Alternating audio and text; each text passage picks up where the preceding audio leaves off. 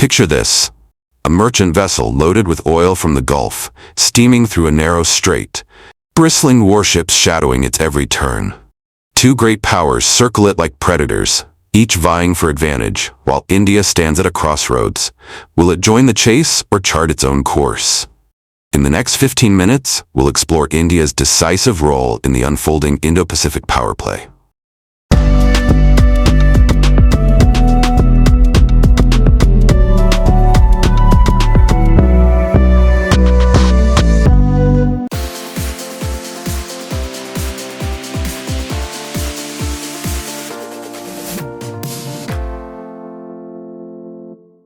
The Indo-Pacific isn't just a map region, it's the economic engine room of our world.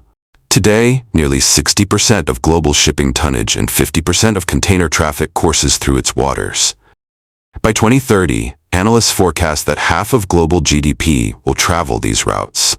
Control over choke points like Malacca, Lombok, and Hormuz can reshape trade flows, energy security, and even the balance of alliances. For India, home to 1.4 billion people and rising economic power, the imperative is clear: secure these sea lanes, project credible power, and preserve strategic autonomy amid great power competition.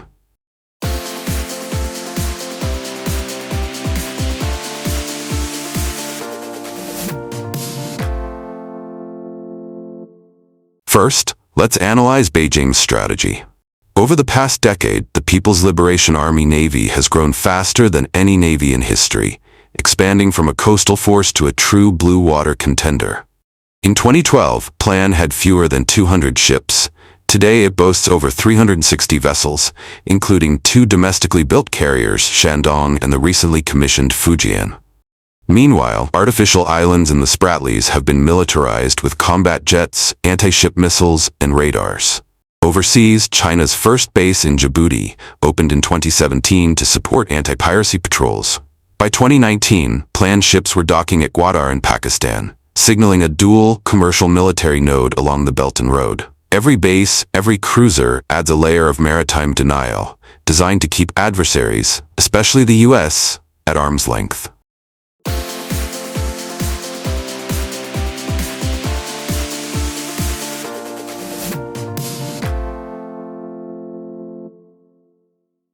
Across the Pacific, Washington is recalibrating its force posture.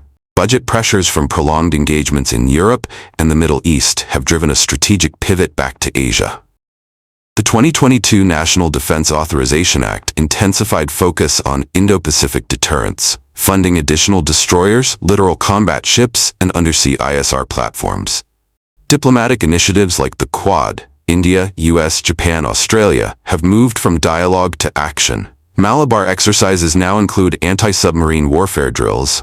The AUKUS Pact is transferring nuclear-powered submarine know-how to Australia, and trilateral logistics agreements are streamlining port access. Yet the US deliberately stops short of a formal alliance with India, portraying New Delhi as a privileged strategic partner, not a treaty ally, to respect India's historical non-alignment.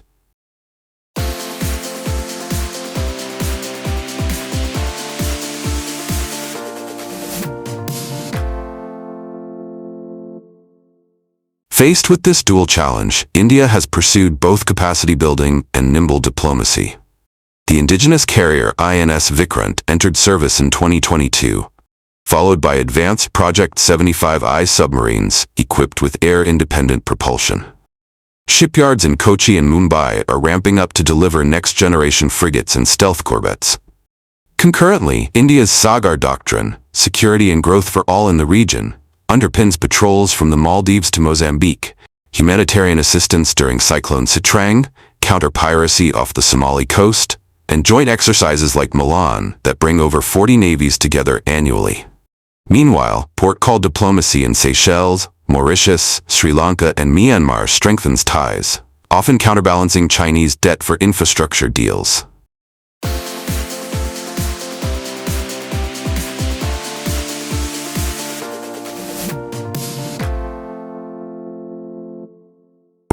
But growth invites greater dilemmas. India's strategic autonomy, codified since Nehru's era, demands it avoid formal alliances.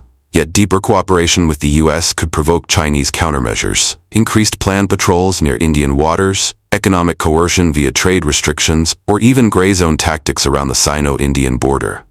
For smaller neighbors, the calculus is real. Sri Lanka's Hambantota port under Chinese debt, the Maldives' ferrying of Chinese submarines, and Myanmar's junta ties threaten India's traditional influence.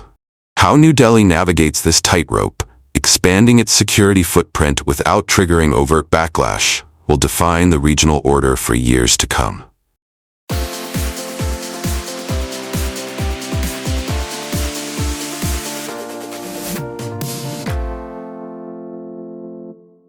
Dr. Priya Chacko, Georgetown University, warns that India must lead by building multilateral institutions, not just hardware.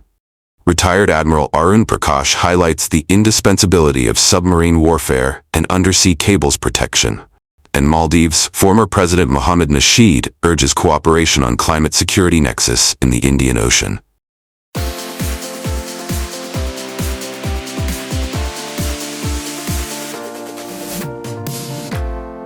India stands at a crossroads, a rising maritime power with the choice to steer regional security or remain a bystander. Its investments in carriers, submarines, and port diplomacy signal intent. But India's true test will be balancing great power demands with national autonomy. Will it craft a new security architecture under its own leadership, or simply hedge between Beijing and Washington? Let us know your perspective in the comments, and subscribe for more deep dives into the strategic currents shaping our world.